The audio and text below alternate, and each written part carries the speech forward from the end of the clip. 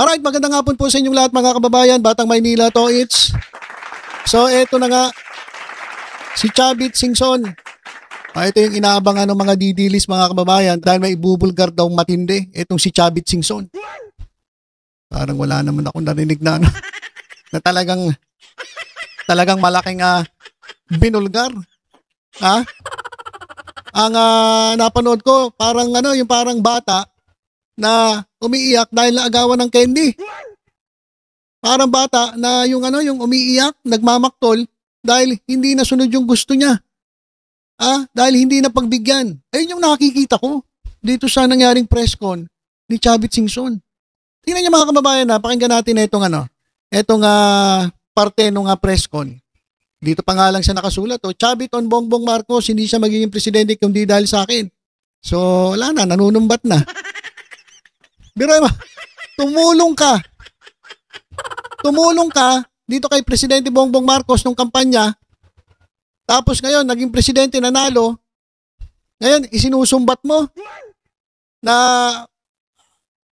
yung tinulong mo yun ang naging dahilan kaya siya naging presidente. Di dapat kung isusumbat mo lang din pala, di dapat hindi mo na siya tinulungan. Kaya mga kababayan, sabi ko sa inyo yung mga sumusuporta sa mga politiko, yung mga kontraktor na nag-donate sa mga politiko. Sino ba mga nabigyan? Senator Villanueva, nabigyan ng isang kontraktor, government contractor. Si Chis Escudero, nagbigay din yung kontraktor nung panahon ng kampanya, 30 million.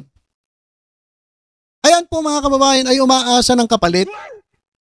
Tingnan mo si Chavit, nanunumbat na. So, kapag hindi mo napagbigyan yung nag-donate sa'yo, sigurado susumbatan ka. Hindi ngayon nanunumbat yung mga kontraktor. Bakit? Kasi malamang nabigay na yung gusto nila. Diba? May kapalit kasi yan kalokohan niya, katarantaduhan yan. Kapag ikaw ay tumutulong sa isang politiko, tapos walang kapalit. Tingnan nyo, si Chavit umiiyak. At nanunumbat na. Hindi siya magiging presidente kung hindi dahil sa akin, sabi ni Chavit. Pakinggan nga natin yung sinasabi niya. Ang ayaw ko lang na ginawa niya, alam nyo, hindi ko hindi ba yung sultong ginawa sa akin. Nagpunta kami sa Japan, bagong labas lang. Sa presidential table, binention niya lahat.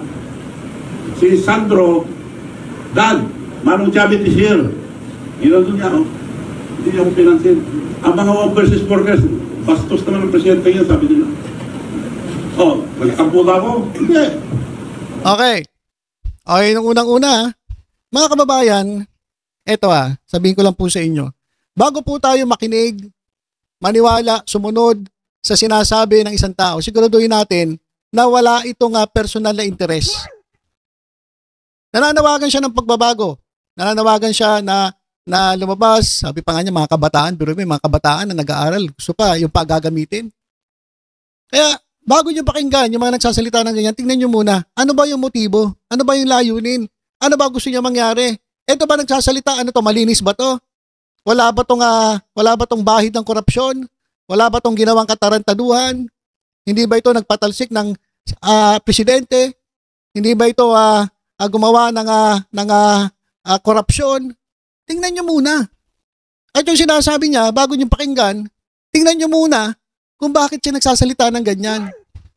Unang-una, masama ang loob niya kay Presidente Bongbong Marcos dahil hindi siya pinansin. Tinulungan niya nung kampanya, sabi nga niya, hindi nanalo yan kung hindi dahil sa akin, pero ngayon binabaliwala ako. So ibig sabihin, unang-una, masama ang loob niya dahil nga ganun ang nangyari, na echapwera siya. So, isa po yan sa motibo kaya siya nagsasalita ngayon. Ano pa? Ayun sinasabi mo na pinapasok ko sa PCSO, director lang dahil chairman ng PCSO yung kapatid ko noon. Anak niya yun, director lang. Dami naman yan Sabi naman ni Special Assistant to the President Lagdameo, sigurado na yan, Manong, sinabi ng Presidente, sigurado na yan. Isa-isa may na-appoint na director, umiiyak yung bata. Sigurado na yan, sigurado. Tapos, pangalawa, meron siyang gustong ipasok na kamag-anak ata niya, gagawin direktor, ewan ko kung anong ahensya ng gobyerno. So, pinapasok niya. Bakit pinapasok niya?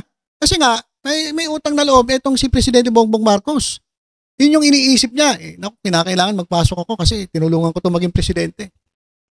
Nangyari, hindi siya napagbigyan. Hindi nabigyan yung gusto niya. Yun yung pangalawa. Nagagalit siya. Bakit? Dahil hindi siya pinagbigyan dun sa gusto niya. Pwede, yan yung pangalawang motibo. Una, galit na galit siya. Pangalawa, hindi napagbigyan yung gusto niya. Kaya siya nagsasalita ngayon. Hindi dahil talagang mahal na mahal niya ang bansang Pilipinas. Kaya niya ginagawa ito, yung nagsasalita, nagpa-press con siya, at gusto niyang gumulo itong ating bansa dahil meron siyang personal na interes. Kasi galit nga siya eh. Gusto niya siguro makaganti. Hindi napasok yung kamag-anak niya, kung sino man yun, na gusto niya ipasok bilang direktor, hindi na pagbigyan. So nagagalit siya, gusto niyang gumante. Ngayon, pakikinggan natin yung sinasabi niya. Meron siyang personally. Okay lang sana kung wala. Kung talaga nga mahal mo ang bayan mo, sumisigaw ka, nagagalit ka na. Kasi nga, grabe na ang korupsyon sa ating bansa. Kaso hindi, personally. May personal na galit siya sa presidente. Sumasagot, yung sekretary niya. Nagkita kami, yung sekretary niya, tiyapan na yung mata. Wala naman tinubad. Nagalit ba ako? Hindi. Ayan wala. Ganyan po talaga kalakaran sa gobyerno eh. Pag may tinulungan ka na isang politiko, ngayon aasahan mo ngayon na pagbibigyan ka sa gusto mo. Ang pangit, no? Ang pangit. Kaya ganito gobyerno natin. Kagagawan nyo rin eh. Kayo rin may kasalanan. Ikaw, Chavit, kasama ka rin eh. Pare-parehas kayo. Bakit hayaan nyo na lang dapat yung mga qualified ang ilagay dyan sa mga posisyon? Hindi porke kamag-anak ninyo at tumulong kayo sa presidente, gusto nyo malagay sa pwesto. Kaya palpak ang gobyerno. Kayo pasimuno eh. Kasi sisihin nyo ngayon. Etong presidente, damay-damay, pare-parehas lang kayo. Direktor lang. Ang laking naitulong ko sa kanya, hindi siya presidente, kundi dahil sa akin. Tingnan nyo. Isang direktor lang daw hinihingi niya maipasok. Hindi pinagbigyan. So, ibig sabihin, galit siya kay presidente dahil hindi nabigay yung gusto niya. Bakit ako galit? Ba't nagpalakpakan yung mga gago? Bakit kayo nagpalakpakan? Tama ba yon? Dahil doon siya nagpalakpakan, alam niyo kaya ganito kakurap ang gobyerno natin kasi ang inilalagay dyan, yung mga yung mga dahil sa utang na loob, hindi naman qualified. Mabuti, hindi nalagay yung kay Chavit. Dahil kung hindi, kaya lang nalagay sa presyo dahil sa utang na loob. Yung nagpalakpakan pa, mga tanga. Ano yan? Tawag dito, kukonsintihin ninyo. Ganon ang gusto niya mangyari. Ilalagay sa pwesto dahil may utang na loob. Bayad utang, hindi dahil qualified, hindi dahil tama siya doon sa posisyon. Kaya palpak ang gobyerno dahil sa ganung estilo. Tapos nagpalakpakan pa yung mga bobo. Basta ko naisip sa kanya ngayon. Nung pinalis natin ang mga bases dito sa Pilipinas, it was approved by the Senate. Pagpunta niya sa States, pinabalik niya lahat, dagan pa. At parang tayong dinadala sa kumunoy. Alam niya na magkakagera ang China and Taiwan. Sabi ng China, we never invaded any country but Taiwan, we have to get it because it's ours. Binigyan sila ng 5 years. Ang Amerika, 1, laban tayo. Kung kayo bumayag, laban tayo. Pagkagaling ang presidente natin doon, binigay agad ilang beses. Ang dami. Kung matuloy yung away nila, sinong bubugin? Tayo. Ngayon, iniinis pa niya ang China. Anong laban natin sa China? China is our neighbor. China is our friend. China is helping us a lot. Okay. So, yung sinasabi niya, ito na, yung China. Ganito rin po ang naratibo ng mga doon sa Maisog. Ayan po yung narrative nila, Harry Roque, nila Vic Rodriguez, Sino pa? Pare-parehas lang sinasabi nila, May bago ba? Inabang-abangan ng mga didilis, itong sasabihin ni Chavit, ayun din pala, walang bago, yung pa rin, China. Ano pala to, pro-China rin pala to, Naisip ko tuloy, talagang Duterte ka na eh. Dahil masama ang loob mo, kay Presidente Bongbong Marcos, dahil hindi ka napagbigyan sa gusto mo, dahil hindi ka pinansin, kumampi ka na sa DDS, parehas na kayo ng naratibo. O ngayon, ito, pati yung sa West Philippine Sea, pinag-uusapan mo na rin. Tubig ang hinahandong nila eh. May karapatan din sila doon dahil ang dami nag-reclaim, hindi lang tayo. Vietnam at ibang... Wala na. Nag-pro-China na. Wala na, pro-China, may karapatan daw ang China rin daw doon. Wala na. Country. It should be diplomatic. Kausapin niya lang, susunod na lang tayo dyan. She should stay neutral as a leader. She should stay neutral. Bakit sumampi agad? Di pinapahamak tayo. Tama. Naghahabol pa. Mali yun. Okay. So, wala rin. Nag-pro-China na. Ito pa, meron pa siya sinasabi. Tulong lang po kami rito sa inyo. Ang mga opisyal naman, mga military and police, generals, mga officials, pabayaan niyo po yung mga anak niyo sumama sa protesta ng korupsyon. Huwag niyo silang pigilin. Para walang gulo. Yung mga mga anak ng mga military, police, sabihin na pati tao, payagan daw yung mga anak natin na pumunta dyan sa rally para wala daw gulo. Mas magulo nga kapag may rally. Paano walang gulo? Saka siya, nakakonsentrate sa kabataan Talagang gagamitin niya ang kabataan para dun sa sa sarili niyang gusto. Bakit hindi na lang ikaw mag-rally? Bakit kinakailangan mong sabihan yung mga kabataan na mag-rally? Ito pa matindi mga kababayan. So yun po ang aking suggestion sa mga kabataan. Huwag na lang sila pumasok muna, magbakasyon muna sila. Kung hindi alis, aaduhin natin yung... Paalala ko lang, Tignan nyo, palakpakan na naman yung mga bobo. Sabi ni Chabit. Yung mga estudyante, wag muna kayo pumasok, magbakasyon muna kayo. Mag-rally muna kayo. Walang iyang payo yan. Anong klaseng suggestion yan? Anong klaseng suggestion yan? Ilalagay mo pa sa alanganin yung kanilang pag-aaral para lang matupad yung gusto ninyo, yung grupo ninyo na mapaibaba o mapababa ang presidente sa pwesto. Bakit hindi kayo mag-rally? Bakit yung mga kabataan niya, nag-aaral yung mga tao tapos gusto nyo magbabakasyon, hindi nyo nag-aaral nga para sa kinabukasan nila, gagawin nyo, wag muna kayo pumasok, magbakasyon muna kayo, mag-rally muna kayo. Tingnan nyo kung anong klaseng suggestion yan. Education is very important. Pero anong kinabukasan nila? 17 trillion ng utang ang Pilipinas, so utang pa sila. Saan napupunta? Sa korupsyon. So, yun lang po pakiusap ko. Pabayaan natin ang mga kabataan, mga student leaders, sila mag-lead itong revolusyon ng korupsyon.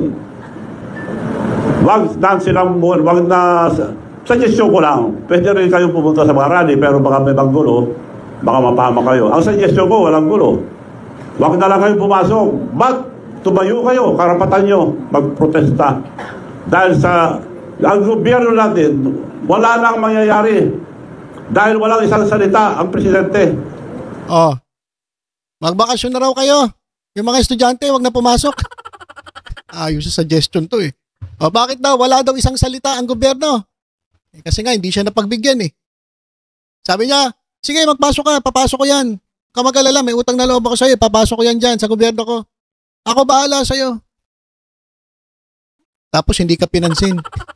Hindi sunod yung gusto mo. Kaya nasasabi niya, walang isang salita. Walang isang salita yan. Ba't tayo maniniwala? Siya nagsabi, nakakaya kayo. Dapat nakakaya tayo Kasama yung Sir Diskaya, sila ang kontraktor niya si Diskaya daw kontraktor ni diyan sa Ilocos Norte.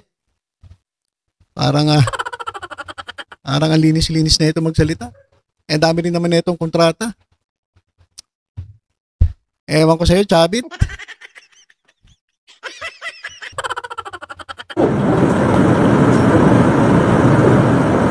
So ang pakiusap ko po ang mga student leaders, mga kabataan, to lead this peaceful revolution for corruption. Okay. So, doon po sa mga estudyante, sa mga magulang at kahit sa lahat po ng ating mga kababayan, ito lang sabihin ko sa inyo. Wala pong masama na tayo po'y tumayo para sa katotohanan. Wala pong masama ipaglaban natin ating karapatan bilang mga Pilipino.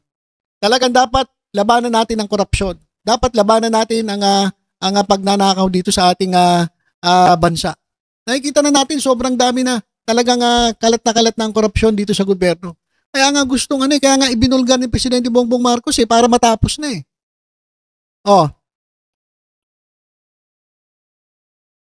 Okay po yun. Wala pong masama ron. Kaya lang, from Chavit Singson, kaya siya nagsasalita dahil masama loob niya kasi hindi siya napagbigyan ni Presidente Bongbong Marcos. Yung gusto niya ipasok, hindi na ipasok. Tinulungan niya si Presidente Bongbong Marcos. Hindi nga daw Presidente si Bongbong Marcos ngayon, kundi dahil sa kanya, kay Chavit. Tapos, nung hindi siya pinansin, nagalit siya. Yan po yung dahilan kung bakit siya nagkaganyan. Sabi ko nga sa inyo, parang bata na hindi po napagbigyan, nagpapabili ng candy, hindi po ibinili. So, bago po tayo magsikilos, bago tayo gumalaw, tingnan po muna natin kung sino po yung nag-uudyok sa atin. Kasi parang feeling ko yung nag-uudyok sa atin, kampi po dun sa kabila. Gusto nilang maupo, etong si Sara Duterte. Di ba? Tapos gagamitin mo yung mga kabataan. Hindi mo papapasukin. Ano mangyari sa kanila? May matututunan sila? Wala. Madadamay lang sila sa gulo. Kaya sabi ko sa inyo, wala ring dating sa akin yung ni Chavit Singson.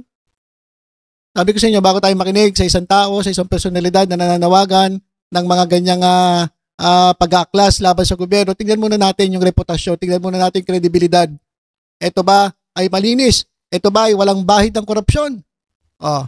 Ano ba layunin niya? Bakit siya nagsasalita? Dahil ba may sama ng loob siya sa presidente, hindi nabigyan ng gusto niya? Dahil ba initsapwera siya? Pagkatapos niyang tulungan, hindi na siya pinansin? Tingnan niyo yun. Ngayon, kung talagang malinis ang taong ito at talagang ang pinaglalaban nito ay ang pagmamahal niya sa bayan, sige, sama-sama tayo. Pero kung kay Chavit Singson manggagaling, yung pag-iimbita na yan, isipin niyo po kung susunod kayo o hindi. So, yun lang po mga kababayan. Bago po tayo makinig dito kay Chavit Singson sa mga sinasabi niya, mag-isip po muna tayo maigi. Sino ba ang mapapaboran? Ang bansang Pilipinas ba? O itong si Chavit Singson? Nagagamitin pa yung mga kabataan. Gagamitin yung mga Pilipino. Wag tayo magpabudol, mga kababayan. Wag tayo magpapauto. Mag-isip po tayo. Gamitin po natin ang isip natin. Wag puro minsan, yung damdamin natin, emotional tayo. Lahat po kasi tayo galit ngayon dahil sa nangyari sa bansa Pero hindi po dapat makinig agad. Kinakailangan po nating mag-isip kung etong taong ito ay karapat-dapat ba sundin. O baka naman, kaya nagsasalita, ay may sariling interes. At gusto lang makaganti dito sa presidente. Kaya pag-isipan nyo, mga kababayan.